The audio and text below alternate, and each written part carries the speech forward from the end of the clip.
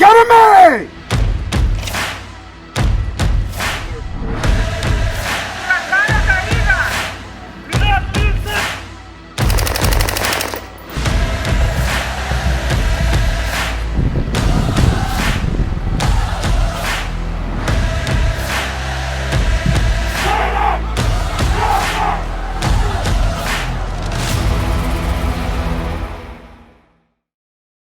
Hello again, everybody, and welcome back to What's Important Now, the podcast from the United States Border Patrol Academy, where we talk about things that matter to the men and women of the United States Border Patrol, their families, and those we serve. Now, speaking of that, when you join the Border Patrol, we say that it's more than just a federal organization. We say that it is, in fact, a green family. And when you answer that calling to serve and you sign on the dotted line, you don't just do that for yourself. You do that for your loved ones, your family, that come along on this great journey with you. And that's true for the military. That's true for other law enforcement organizations. So I wanted to provide you with a good example of that. I have two special guests today, and one you will recognize immediately is former retired Chief of the Border Patrol, Director of ICE, Deputy Commissioner CBP, Ronald Vitiello, who is normally the center of attention. Today, that's not the case. Today, he brought along with him his best friend and his partner of over 33 years, his wife, Nuri Vitello. I'd like to introduce you to the Vitellos, ladies and gentlemen. Thanks for being here, guys. Thanks for having us, Chief. Thank you for having us. Second time around, at least officially on the podcast, but you're regular visitors here at the Academy. You stay connected with us, and we're very thankful for it. And I'm glad to have you again. You just you did the patch run with Class 1161 that you've been mentoring. Got a chance to take part in that today, and actually, Nuri, you had a chance to talk to Class 1174, which was 1,000 classes. That's crazy, after huh? Chief Vitello went through in Class 174. That's amazing. Yeah, it's great. Thanks for having us. Thanks for allowing me the opportunity to be a mentor for 1161. And being on the first patch run, it was very meaningful. You and your staff have really done something special to fortify the reverence that we care about this uniform and the patch that's on it, and seeing it in person today was just really special. So thanks. Well, and we were honored to have you. And of course, I'm biased toward the men and women that work at this academy and the job that they do. I'm in awe every time they up the game, and you guys see that, I'm sure, as well. Absolutely. So Nuri, today's going to be about you. Okay. So let's talk about this for a second.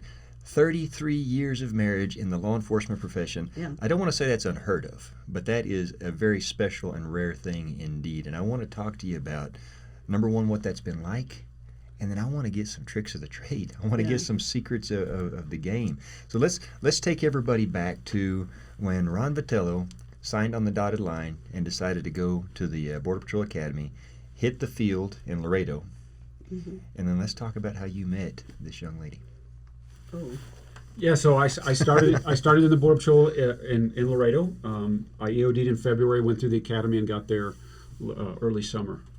Was probably working there 8 or 9 months before we met, and we met at we first met sort of informally. We were at a coffee shop, and she was with another young lady, and I was with a couple agents, and we started talking across the booth, how you do, meet people. And around 2 a.m.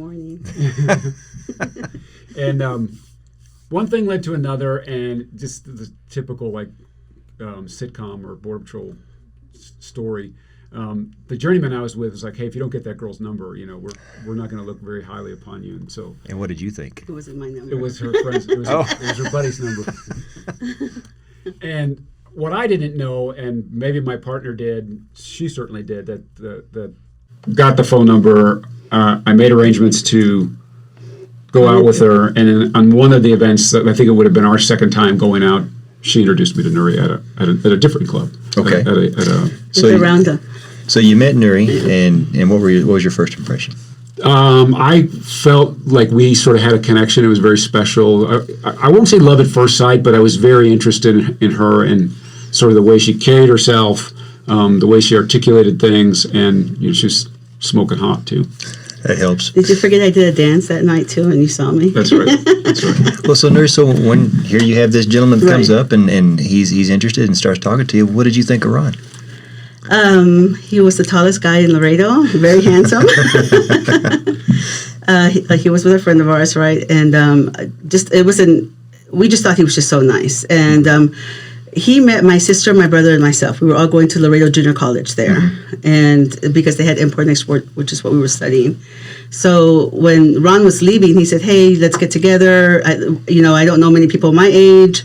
I'd like to do stuff with you all." And he invited us over to his house for spaghetti dinner, and that's how we started. We started to meet, and I used to do fashion shows back in the day in Laredo, and we were having a really big one at Roxy's nightclub back in the day. And I reached out to him to see if he would be one of our models. And he was available, but he's like, "Why me?" And I thought, oh, he's just a cocky guy. I'm not just major, like, no, not interested, but we did need male models. It's like, because you have the right height. Oh, can you come pick me up? I was like, wow, this is like, he really thinks everyone does everything for him. So I kind of pushed that aside already just because I didn't really know him, but just I wasn't getting that good feeling like this guy probably is used to everyone dropping all over him, and I don't want to So do that. us having to win over our spouse at the beginning is an all too common story. Right. We usually have to prove ourselves. Right. And so this sounds like it was no different. Right, exactly, yeah. And he did make dinner for us, and he was nice, and at the end of the fashion show, he asked me out. I found out later that everybody thought we were already together because of the way he was looking at me or the way he would talk to me. The way he's looking at you now. Right. And that we went out that night, and we've been together ever since. Like, we saw each other every day, if he was working, before or after. Now, you told me earlier, you said you were told that men like that don't exist. When did you have that epiphany about him? Oh gosh, I'm gonna say it took a while. He had to deal with a lot of insecurities. It's been quite a journey. And hey, when you leave, and is that gonna be for the other wife? We always had those conversations, and he was always saying, "What are you talking about? Where are you going? I'm not going anywhere. I'm still here." And it was just my own insecurities. And in our own relationship, as we talk, that would be his number one. Like, it's when we do that list, right? That list when your spouse says, "Let's make a list," and then we promise not to get upset, and we promise to listen, and then we're like, "What?" So number one was the insecurity of that. But I remember calling my best friend when Ron proposed to me and that I was going to get married, and her first reaction was, "You know what the divorce rate is for law enforcement?" And I didn't know that because I didn't know anything about law enforcement. Nobody in my family had served. I didn't understand that. My sister did do her time in the Marines, so I had pride with the Marines, but I never connected that kind of service with law enforcement as well. So I said, no, I don't know what the divorce rate, but thank you. Congratulations to us too, So I always had that also in the back of my mind. And then it was years later, I think we'd been married a while. And no matter what happened in our life, Ron always communicated with me. And at some point, I just had to do lots of praying and ask God to take that away, and let me just live the life that we have now, not be so insecure.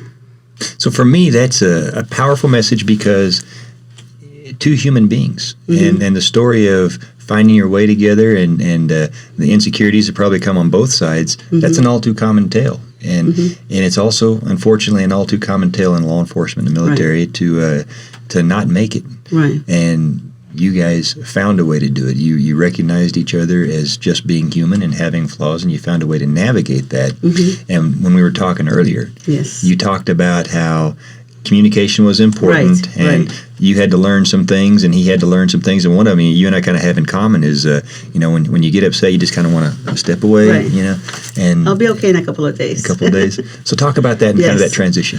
Yeah. So Ron is a big communicator, and I'm not. And so when we had our first fight as newlyweds, he went out. He was going out with my. I mean, he told me where he was at and everything. That was also very important for him.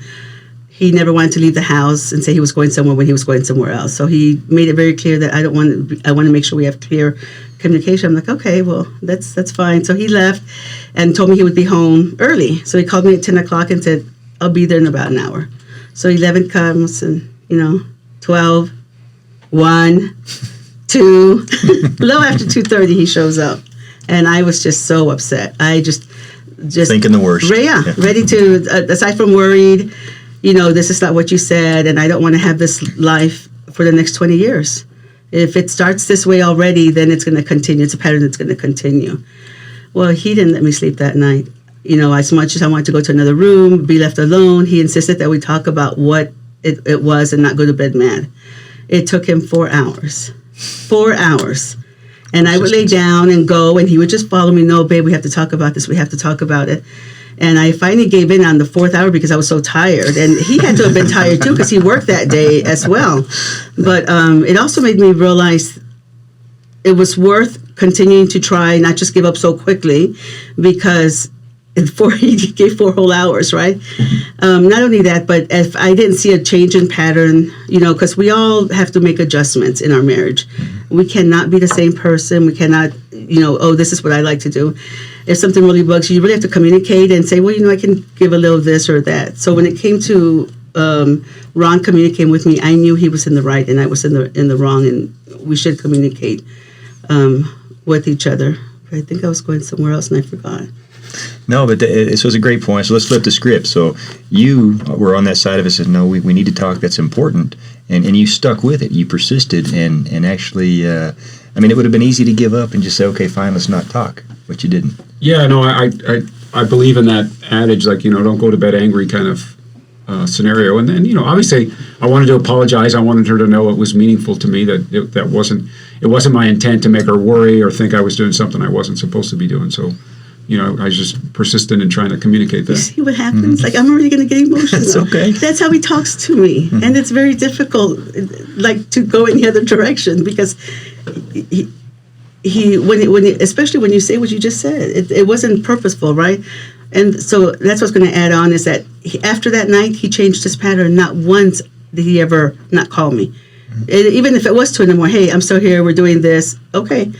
Because you do worry. But I'm sorry, honey, go ahead. I just got emotional. That's okay. I was just wanted to make sure that we were on the same page. And so what you described as scenario, that's probably all too common. I mean, it happens in a relationship to all of us.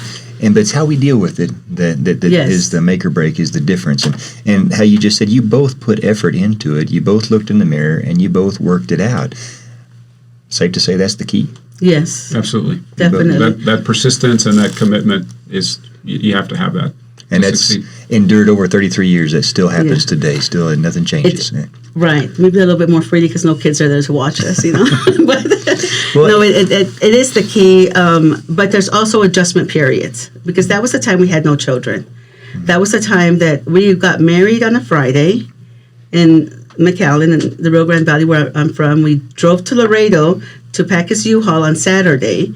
On Sunday, we drove to Dallas for him to report to his next duty station, which was going to be at in Euless or Hearst, right, in the Dallas area. So that's how our journey started, and that's how it kind of went up until he retired.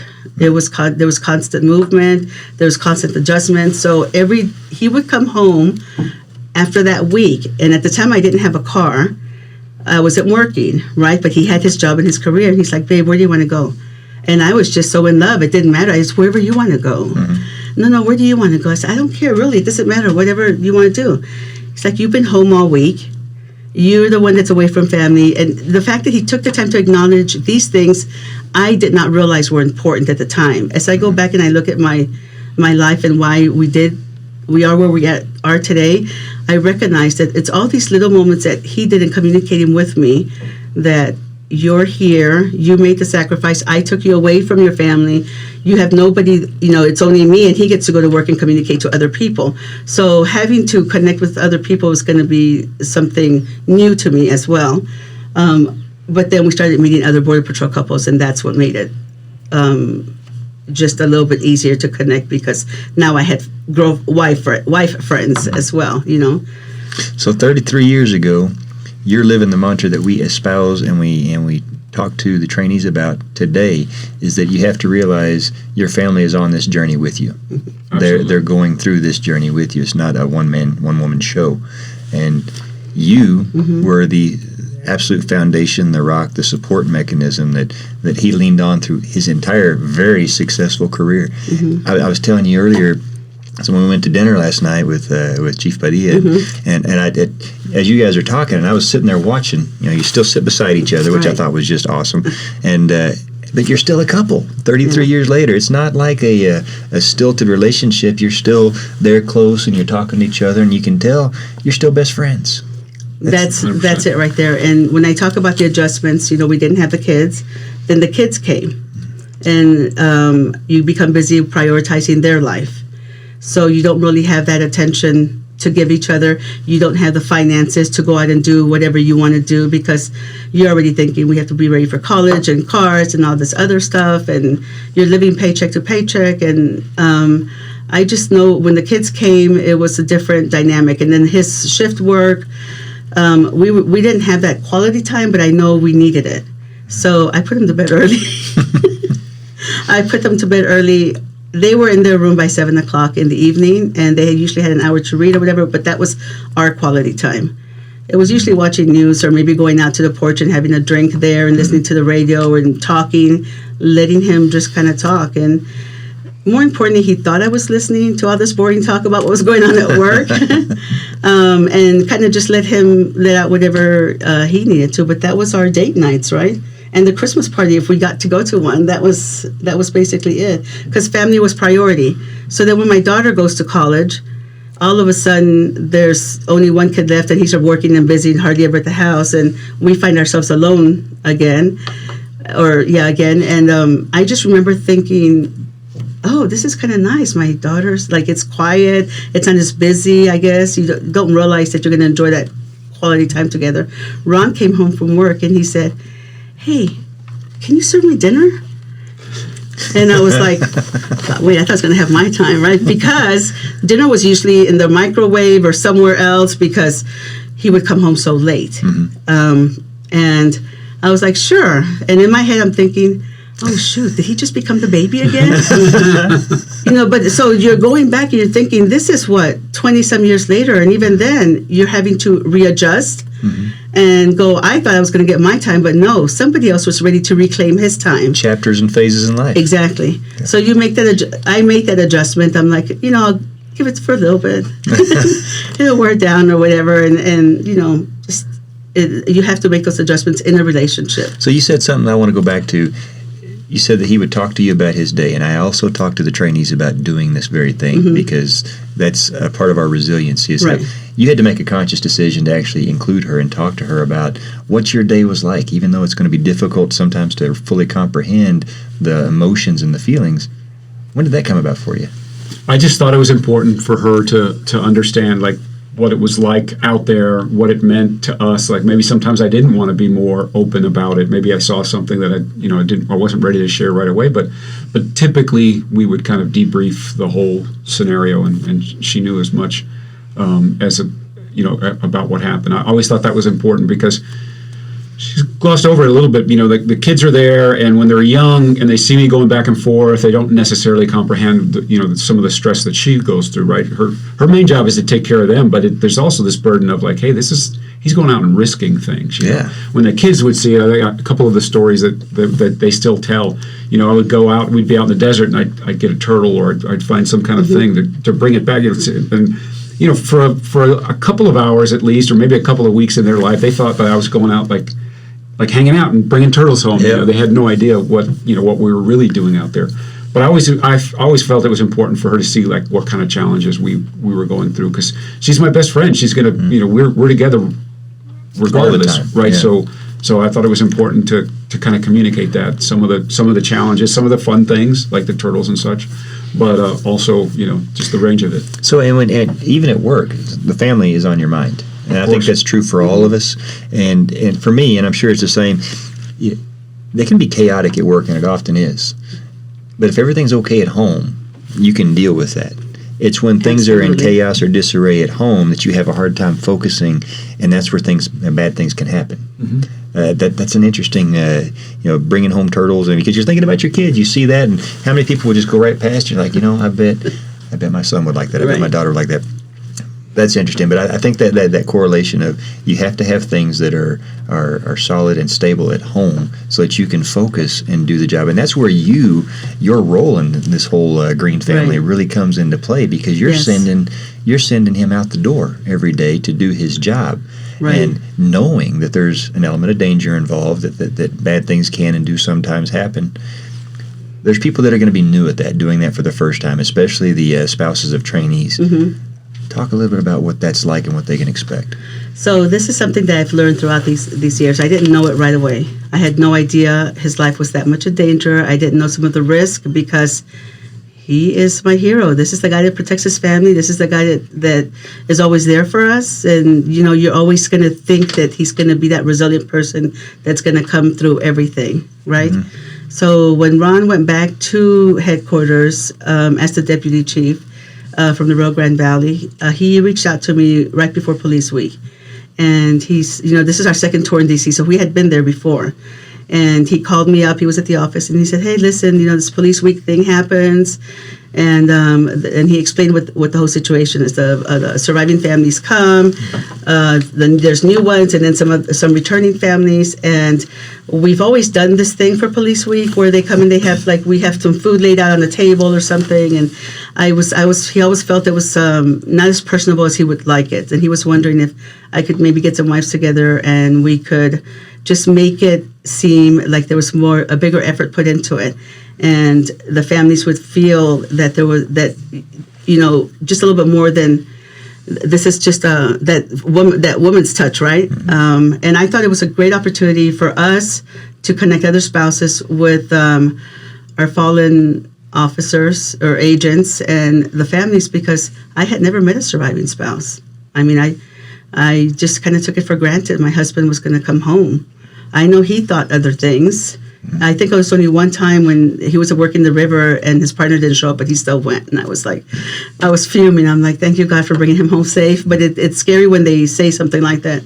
So when I met, you know, I see these widows walking in, and we made custom gifts. We did a gift for them to take with them, you know, and it's from the spouses to let them know, because the agents, right, you're there, you do the funeral, you do everything, but then all of a sudden they feel like in a couple of months, it's like they've gone through a divorce or something. No one's calling and checking up on them anymore.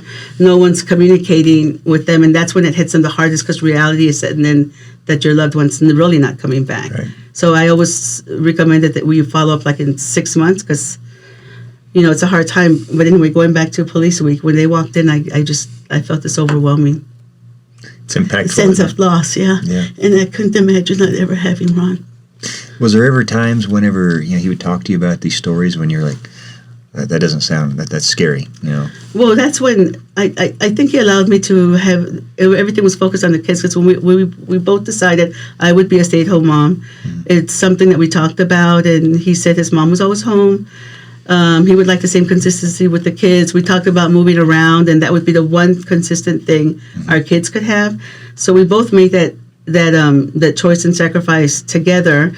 And he allowed me to do that. It wasn't until I was no longer busy with the PTAs mm-hmm. and all the other things to the church and volunteering through them that when I did Police Week that year, it just really hit me hard. And he came up to me and he's like, "Hey, I need you. This wife wants to talk to you." And, you know, I can't talk to anybody, because I would obviously start to cry, mm-hmm. Thinking that they are living a nightmare I would never have wanted to live. And it blew my mind.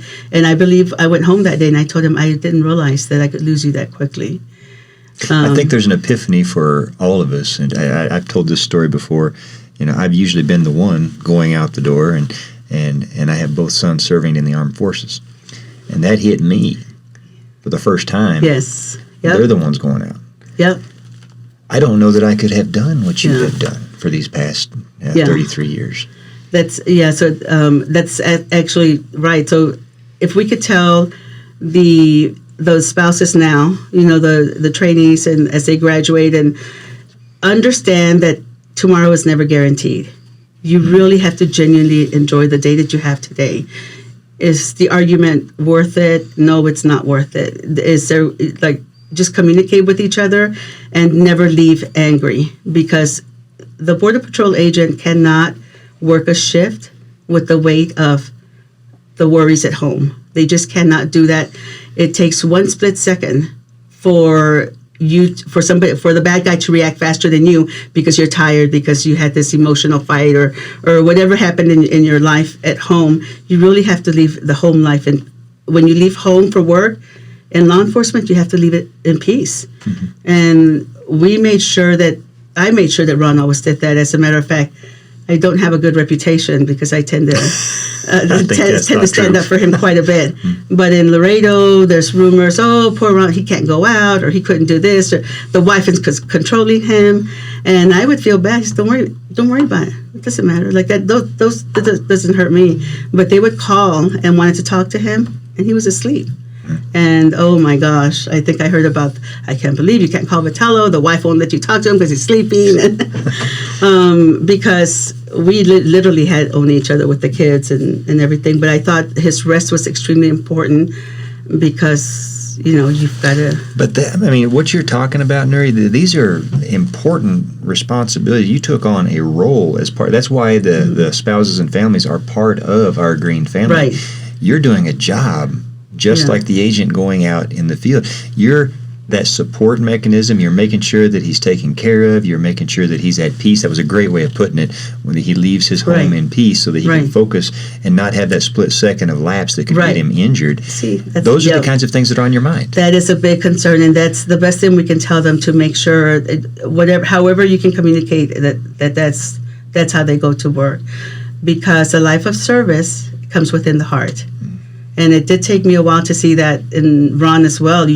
When you see the year after year, the passion that they have for the uniform, when you see them go to work with so much pride, and then you see them leaving your own house in a major hurricane to say, I have to go to work, because he's worried about the workforce, he's worried about the community.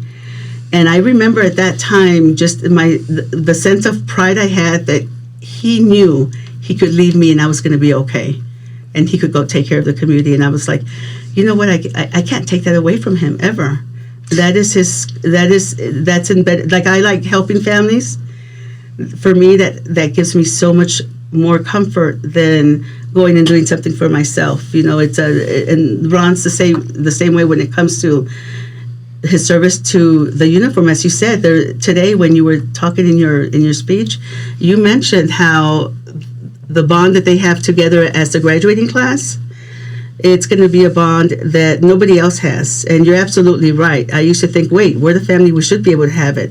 But the reality is, the sooner you understand what that bond means, which is not that, oh, it's a bunch of buddies that are getting together. No, it's a service to this country. It is a service to protect the community and everything else around, and it's the Constitution. So once you understand that, then you can understand why it's so important for them to leave the house, even though there's a hurricane coming and you're in the way of it too. Perspective. Right. Yeah. So I want to flip back to the other side for a second, because now we have a responsibility as the ones going out, and to remember this awesome responsibility that our family has and the sacrifice that they're making to make sure that we're okay when we go out and do this job. I think it's easy to forget sometimes. Yeah, you take it for granted. But over time, you get enough wisdom to realize that, the subject of like being at peace, like she always gave that to the kids. She always gave that to me. It was always, I was confident that if you know how this is, like you're the last guy standing on a Friday and they need a detailer to go to X. Mm-hmm. Like I was always confident that I could come home. I could say yes to that opportunity if it was or wasn't a volunteer or voluntold. If I got voluntold, I had confidence that I'm going to go pack my bag and she's going to make sure that the house runs the way it needs. She's going to make sure the kids get everything that they have and keep them safe. And I could leave and go do whatever that was with confidence because she was always there for them and me.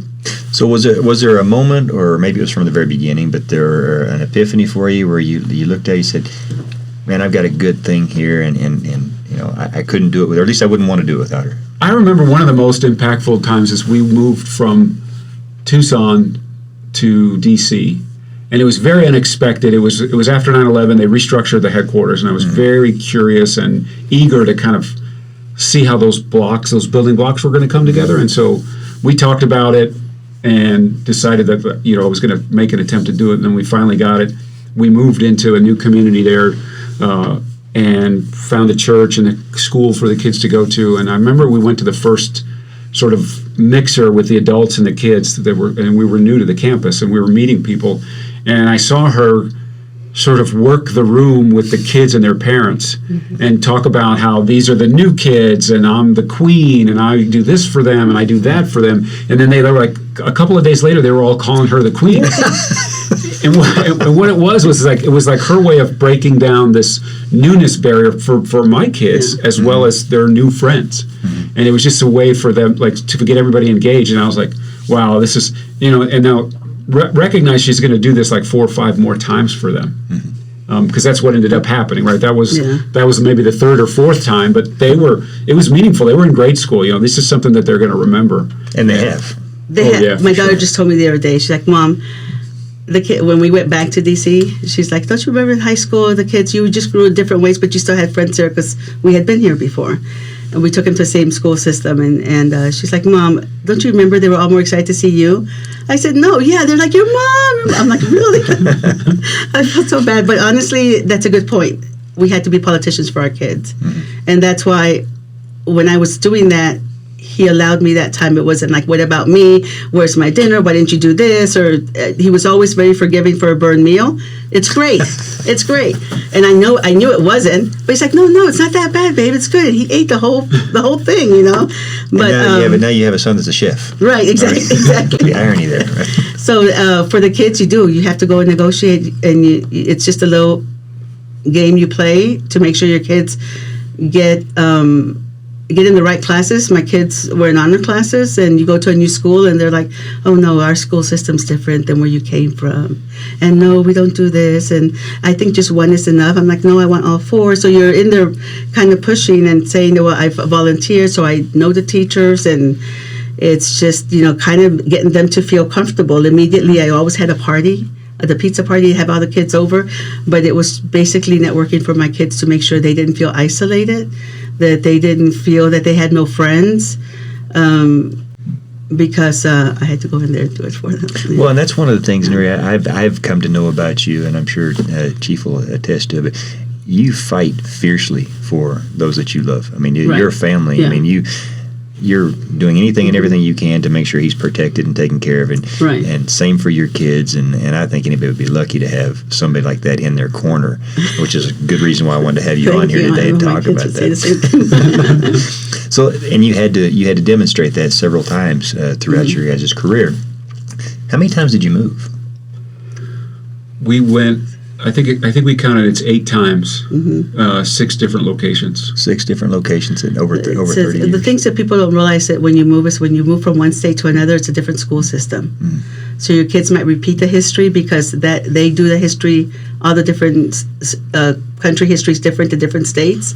So at one time my daughter repeated it, or the math is taught a different way. So it's different as we do teach. It just blows my mind because shouldn't math be the same? Right, but no, it's completely, they're looking at the format. So you really have to pay, you have to be fully involved. Again, we made the choice that I would stay home. And for me, it was like a full-time job trying to navigate through the different school systems at the different states. Ron knew if he wanted to put in for something, he didn't have to call and ask me. He could put in for it and we would make the adjustments. Only one time did I want him to go without us. And that was when the Beltway Sniper was in D.C. And we were in Tucson, and that was our first tour to D.C. It was post 9/11. There was the shootings were occurring as we were packing the car. Scary time for everybody. To go to D.C. So I asked him, "Why don't you go and get settled in? Because we were going to go house hunting, and it was all happening by gas stations and things like that." And he said no. He said no. We're in this together, right? So he's Misery loves company, right? So luckily the church prayed really hard before we left, and before we got to D.C. they had caught the person. But it was important for us to always go together because I wanted the kids to see that you're supposed to support your dad. And if we, as the spouse, are not the biggest cheerleaders, how are they going to understand that? And then what kind of opportunities are they going to take advantage of when they become adults and they see it didn't happen? Yeah. Their dad stayed in the same place or did whatever. And I shared this a lot with my family, who also called me when they were relocating, and some of the new families that come in, and they're wondering, well, what's this town like? And back in the day, we didn't have that information, what the town was like. I remember going to Virginia and seeing people with the stick and the ball and going, what is that? That's the coolest thing ever. And lacrosse. I'd never seen it before from South Texas. My kids have to learn how to play that. So when you become completely involved in the community you live in, you start beginning to understand why the community is the way it is. So my kids were both lacrosse players in Vermont. They were both skiers when we were over there, and that was so much fun. So in terms of tricks of the trade, and I think you're hitting on it, but for somebody that's going to have to move, their family's going to have to move. It's difficult. It's one of the Very major difficult. life stressors.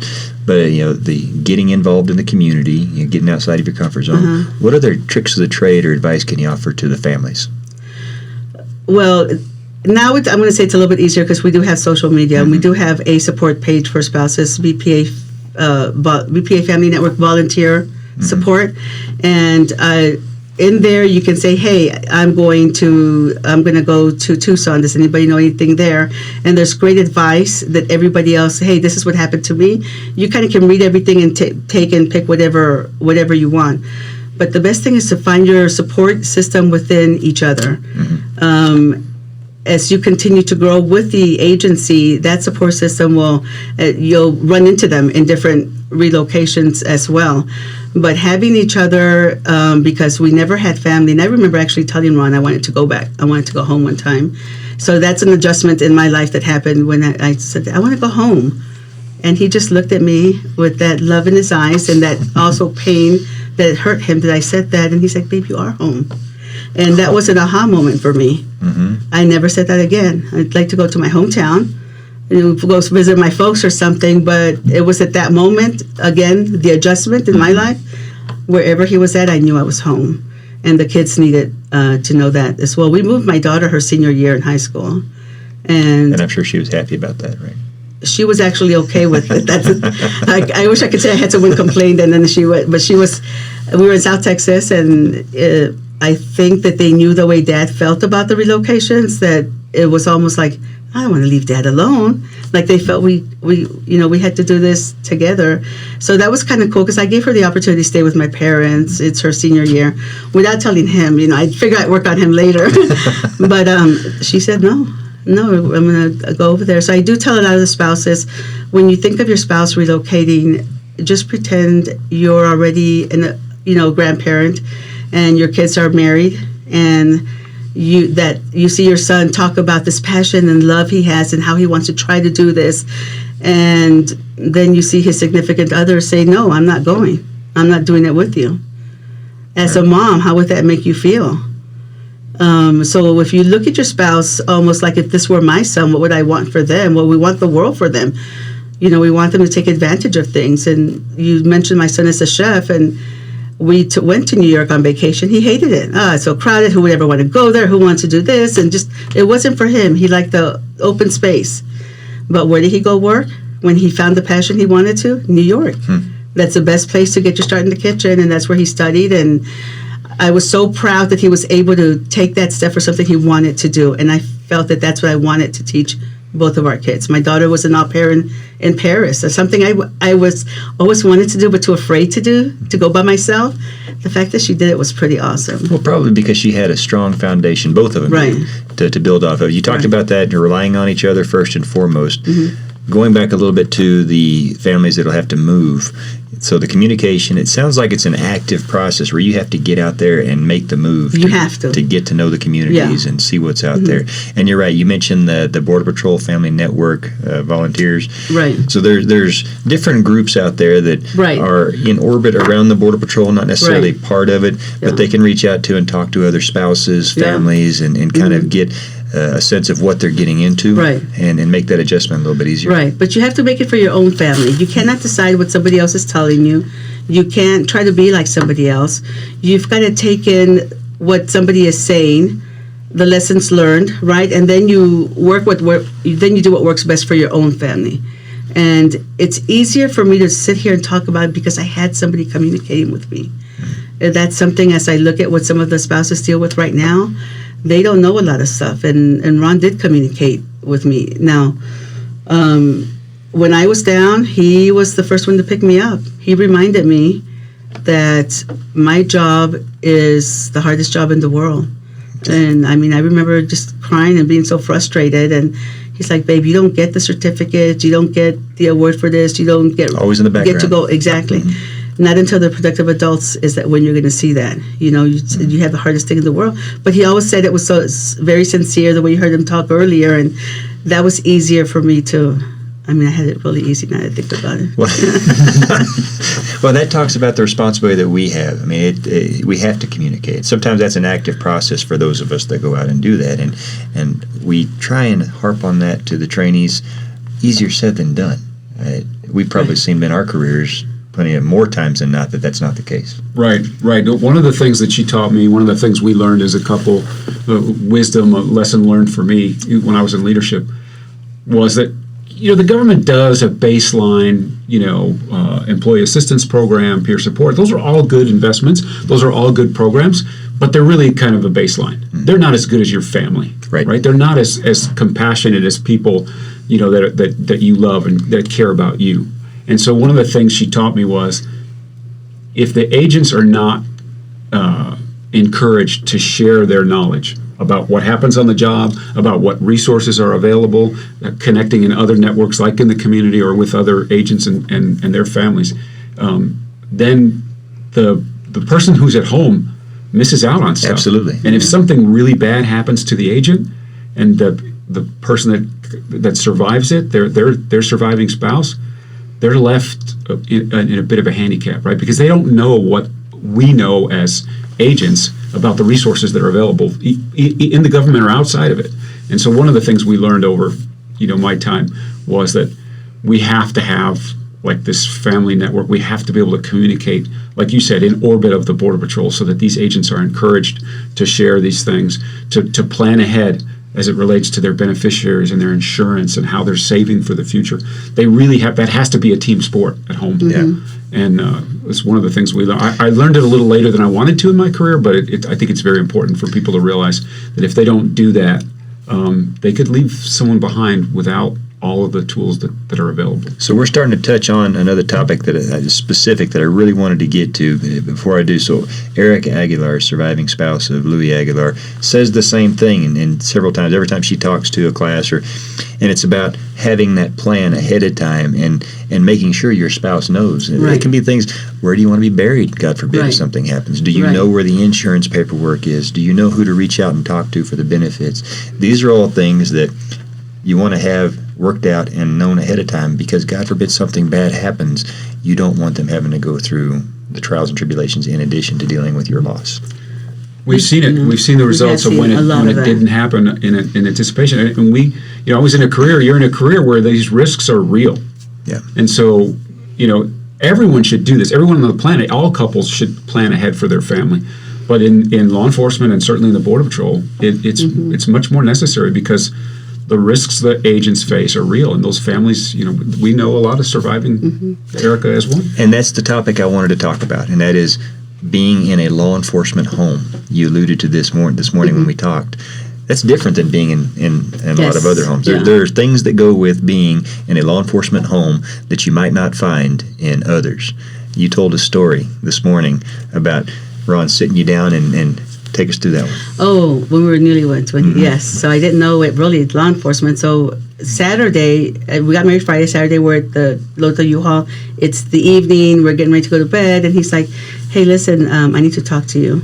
I need," and he pulls out this box with a gun. And he's like, "Have you ever used one of this?" I said, "No, I'm not interested."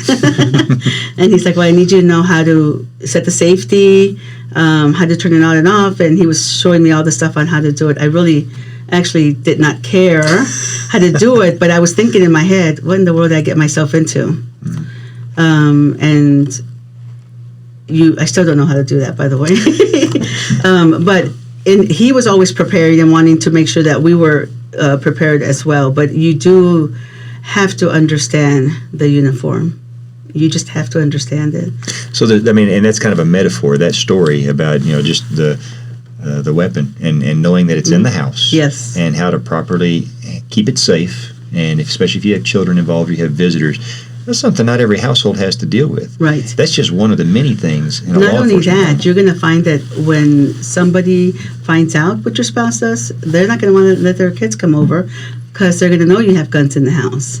I've had several moms ask me, and I said, well, Ron, like I said, when it comes to uniforms, he took care of his uniforms. Before kids, I took care of that, ironing the 3 lines and the whole thing. After kids, he took care of all his uniforms. He took care of anything that was in relation to this person here so that I could take care of all the other people and myself here. Which years later, I realized that was a huge help because I wasn't screaming and yelling, where's this, where's that? He always knew where everything in relation to his uniform and what he needed for work was at. We've got people in our group that ask how to shine boots or do things, and I was like, what? I didn't do any of. He took care of that. He took care of it with pride. You could see him. That's a team. That's a teamwork taking place.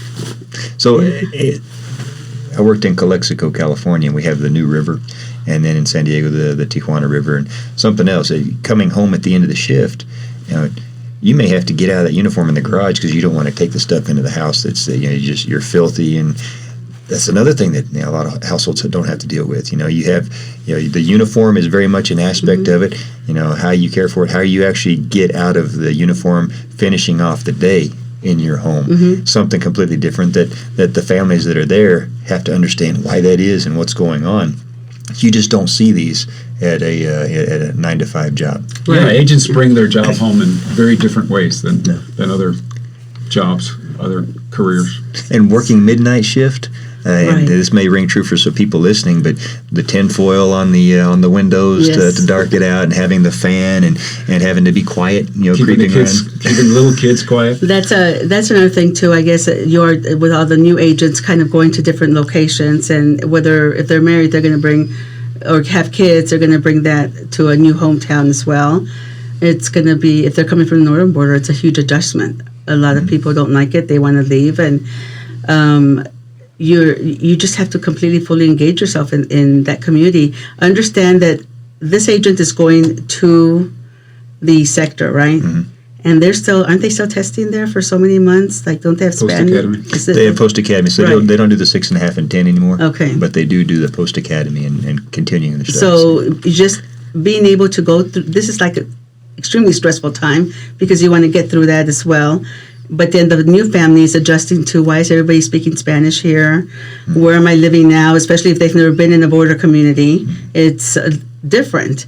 But they are also the very welcoming community that if you allow yourself to step out of your comfort zone and act, you have to do that. You just have to step out. It was very scary for me to do some of these things. I didn't go in there with so much confidence, but I acted like I had the confidence because I wanted to do it for my kids and for my husband. He needed to see that I was okay. And if I was okay, then he was going to be okay too. And there are plenty of nights that I worried that, I didn't like this place or whatever. But when you really start looking into, I've gone to the welcome centers for in the Rio Grande Valley, you go to when you're new to a city, what is it? The welcome wagon. No, but the council, the Chamber of Commerce. Yeah, thank you, Chamber of Commerce. Great resource. It may not be Border Patrol, but go to the Chamber of Commerce and read all that. I used to go to Barnes & Noble back, I don't even know if they're around yet, but they also have like a community thing, and to see what different things are being done in that community. And I would take the kids to a mom and kids day out, or if there's going to be a hiking somewhere, you go and you just kind of meet new people. But there again, that you're taking an active step, right? And you are becoming involved. You're not expecting them to adjust. No one's going to come to your door and knock on your door and say, "Come out, I want to show you something." No one's going to do that. And I had to realize that, because you think it's going to be a different way, and it's not. You really do have to make that effort and step out. And it is very scary, but once you do it, it's great. And almost like when you're starting to exercise for the first time, it's tough at first, but then it gets easier once you start making friends and getting used to the community. You adapt to the community, not the other way around. Exactly, yeah. And that's what you're talking about, stepping outside your comfort zone. Yes, thank you. And Chief, it's true in your career, it certainly is in mine. When you take those opportunities to go from Nogales back to the headquarters, or when you go from headquarters out to the field and then back again, when you take those opportunities for whatever reason, that makes you a more rounded agent, right? It gives you skills of adjusting in a different environment within the work setting and of course at home as well. But if agents take the opportunity to go to a place where they think they can make it better, try a different environment to work in, they build a set of skills in doing that.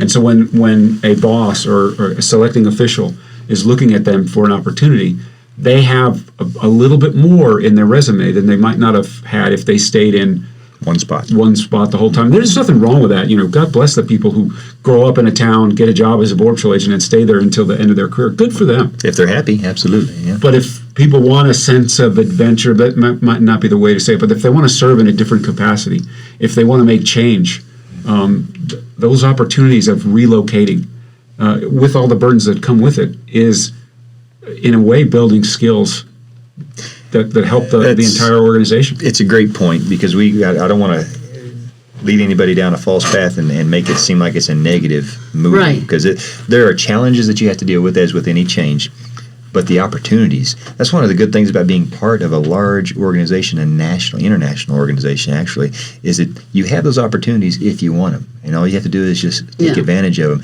And everybody goes along and experiences them. You talked about going on this journey, and we were talking this morning. I don't know if you caught yourself, but you said our career. Talking about Yes. Ron's career. So That was also an adjustment because that's what he would tell me. Mm-hmm. So He would tell me, as a matter of fact, when he was asked to be the chief of the Border Patrol, I got a call from him, and he said, "Babe, I've been given this paper to sign, and this is what it says, and I don't want to sign it unless you're on the phone with me and we did it together." That's amazing. So you saw it as it's our career. I mean, you both played a role in it, but remember, no, I didn't see that. That was all adjustments. So where a lot of the trainees are at right now, it doesn't work that way necessarily, unless they're already law enforcement and they understand these things. But it's really been a journey of working together to continue to grow together and understand each other through communication, and then visually seeing him pull out that uniform, and when he put it on, there's just more to it. It wasn't just like, I'm going to work. He never complained about going to work. Certain things happen, but he loved his job. And when you see somebody love so much what they do, and you see that it's a service not only to, it's like to people around us, not just to your fellow agents, but to the American public, you can't help but just love them that much more because they don't put themselves first. They and put you can everybody else tell first. it goes both ways. I mean, how many people would think to actually pick up the phone and say, I'm doing this with you. This is that had to be one of the highlights of your entire career, the chance to be the chief of the Border Patrol 100%. and the first person you thought about that you wanted to share it with. No doubt. Your best friend. That's an amazing story. Yeah. So when you talk about our career, and you also said something this morning, you said you have to be a we. Yes. Yeah. Talk about what that means to you. So I think I started to tell you a story this morning I didn't finish, and I think this is really important because we all have those bad days. Mm-hmm. And there was a time in Ron's, there's a couple of times, but this one really stood out to me because by then the kids were already gone, so I got to be a little bit more vocal. I was actually listening, actually. But he was having it was just so much, just this things going on at work that just didn't make sense, and he was frustrated. And on Friday, he was ready to have a beer or whatever, like just unwind. I don't know if we can mention the alcohol here. Sure. But I came home from work, and he would have like a candle set up. We're going to sit outside on the deck, and we're going to listen to music and talk. And he would talk about his day or what happened this week or whatever. And he's just going on, and I'm making a couple of suggestions. Well, maybe you should look at this angle, or maybe you should look at that, because you're trying to kind of give a different angle of whatever he's talking about, so he can think and then a different way and maybe come up with his own. And the next weekend we did the same thing, and I'm like, boy, this is not good. Like, it's really stressful at work right now. So I knew I stopped everything. I was coming home early. My entire life was to make sure that dinner was ready for him, that I was there, because I could tell he was in this in a stage in his life where it was weighing heavy on him, and I just wanted him to feel loved and supported at home. So I remember the third Friday, we're sitting there and he's not really talking that much, and I would ask him a question and he would just kind of answer it a little bit short, and I'm like, you know what? I bet you he was trying to kind of just vent, and instead of what I've done all these years, which is kind of just listen, I was kind of, well, maybe you should just, and probably giving him the same thing that was happening at work, right? And I realized at that moment, you know what? I need to tell this guy that he's the best guy in the world, that what he's doing is amazing, and that I am so proud of him. And once I started, saying, you know what, you're probably going in the right angle or something, just to kind of massage that ego. Not that he has a bad ego, but he was feeling so pushed down that I wanted to kind of bring him back. Yeah. And sure enough, he started talking again, and we had those talks for about a month and a half, maybe. Did you realize that was going on? Yeah. It was a particularly stressful environment that we were in, and it didn't seem like it was ending soon. Yeah. And he would put oldies music on. This is important too, because for us in our relationship, now whatever works in your relationship, it's okay, but we like to unwind and we like to have a drink and we like to have music and maybe have a little bit too much to drink and dance and have fun. But it's okay to get drunk together at home. Sure. At home together. Absolutely. Whatever works for you. But that's why he was like, it was important at that time, and it was kind of fun, kind of going back to our teen years or something, but it was just a time that I think a lot of times we say don't do this or don't do that, or the guy or they want to go out and party with the girls or they want to go out and party with the guys, and we kind of wanted to party together, and that was fun also. Man, so do you realize, Nuri, the kind of self-reflection and awareness it takes to recognize that you needed to make that adjustment? Mm-hmm. There's professional therapists that wouldn't be able to do that. That's an amazing thing. It really is, and that's all about being there for the person that you love the most. And you said it's not about massaging an ego. It's about propping the person up when you know that they need it, and that has to be something that's reciprocated. I'm sure you've done the same. Yes. Oh my gosh. Time. Yes. Yeah. And it's gotten you through and I have to attribute a good chunk of your success in your career to having that foundation. No doubt. We did this all together, and there's no way I would have been as successful in any term without her help. There's just no way. So we talked a little bit about the law enforcement home, and then we've kind of given the families that are listening an idea of at least what got you to the point of success. And a lot of what I've heard has been all about it's our career, being a we, and the communication piece is huge. I want to talk to you for a second about what the Border Patrol and the Green family actually came to mean to you. What is it? What does it mean for you to be part of the Green family as a family member of someone who served? I feel that it's definitely, well, I love the Border Patrol, obviously. I don't know if I felt that love in the beginning. It just seemed like a job. But as I started meeting more people, and as I started actually taking the time to slow down enough to see with his eyes what he was looking at, and to see how he was shining that little gold thing, the button thing that's gold, and it was he wasn't annoyed. It was so much love and just something like that, And I had to it wasn't that he didn't love me. It's just a different understanding that he had so much pride in the uniform that many are going to earn or have earned here, and now the class that you're mentoring as well. I mean, it's understanding all those little things that give you that sense of pride, and then you start meeting families, and I think the biggest change for me in reference to this was when all of a sudden Border Patrol is in the public eye, right?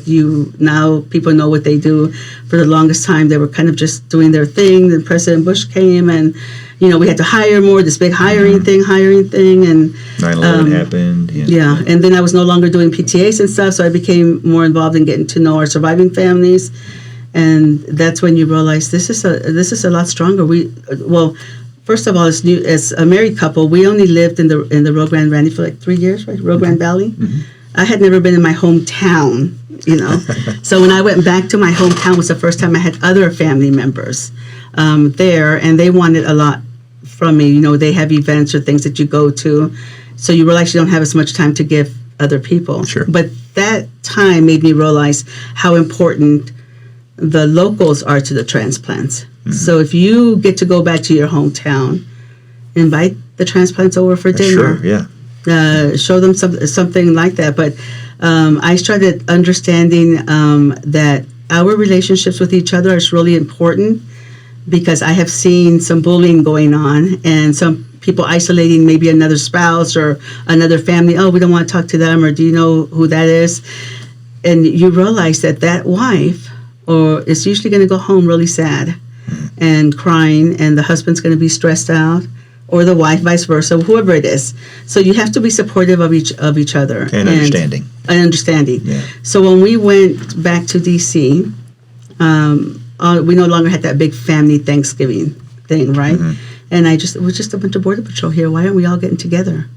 Yeah. Why are we not getting together and creating our own Christmas and our own Thanksgiving if we're all doing the same thing in our homes alone? Now we used to do it back in the day before, like, you know, as you become chief, nobody wants to talk to you after that. Right.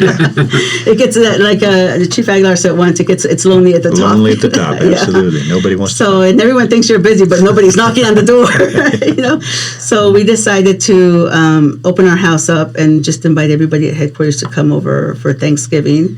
Ron fried 2 turkeys. I baked 2 turkeys.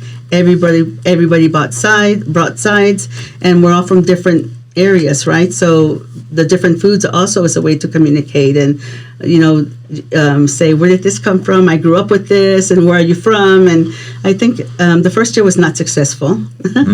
The second year we had about 60 people that showed up, and it was just that's when you realize that if we can try to get everybody to understand that the green uniform, no matter what you have on your collar. When I met with you in Laredo, I think someone mentioned, oh, you did. You said, well, Brass doesn't really come visit. I'm like, what's he talking? What's Brass? So I didn't understand that. So when I understood what that meant, and then there's all these different languages based on what the uniform is and everything, who cares? Yep. You graduate with one uniform from the Border Patrol Academy. And if everybody remembered that one uniform they graduate with, then you're going to understand. It doesn't matter who you are, where you are. If you graduated from the Border Patrol Academy, that's your family. That's your family right there. It doesn't matter where they're coming from. And you know somebody's new, welcome them over to your house. Let them know. I don't know if I could have said that any better, and that's a tough act to follow, so I'm going to throw it to you. Any advice you want to give? No, that's our family. That's the Green family in its most perfect form, right? When we all recognize, like, one of the beauties about the Border Patrol, one of the things that I'm, like, always impressed with, you know, you go from Station X to Station Y, you don't know anybody there. You start to, you know, as a journeyman, you're riding with another journeyman. In 5 minutes, you ask a series of questions, and each of you knows 3 other people. And some of, you know, my cousin went to that same high school as you did. We all have this common experience. We all have a class number. We all started in a specific location, which was different. And we share this common experience. And to the extent that translates through agent to agent, the same is true for our families, right? She moved a couple of times. We lived in Swanton. We lived in the Rio Grande Valley. We lived in Laredo twice. And so when people came from out of town, we were able to share the lessons we learned. And then, you know, having a group of people that you do Christmas with, that are agents, having a group of people that you do think, that's our Green family in its best form. Our kids to this day remember those moments the most. Wow. They love that. And then when that family's moving to where you're moving to, they get so excited because the kids are coming. You start building these lifelong relationships, but it's important to be there for each other. Nuri, Ron Vitello, you're a gem, and we're very fortunate to have you in orbit around the Border Patrol, and then every time you get a chance to talk to the families or the young agents, both of you, what you pass on and how they benefit, it just can't be put into words, and I hope that continues for a long time. We want to make sure that we are still helping, and we still want to connect people. We have resources in different places where we just try to connect people with people. That's it, and hopefully that one connection will inspire them to do what they want, just to get them out of whatever they're in, to stay longer, to be happy where they're at, because we do make that choice. Well, I hope you stay safe, and I hope you know that your Green family is always there for you as well. Thanks you for being here with us today. Thank you Chief. for everything you do. All right, everybody, that's going to do it for another episode. We'll talk again soon on our first.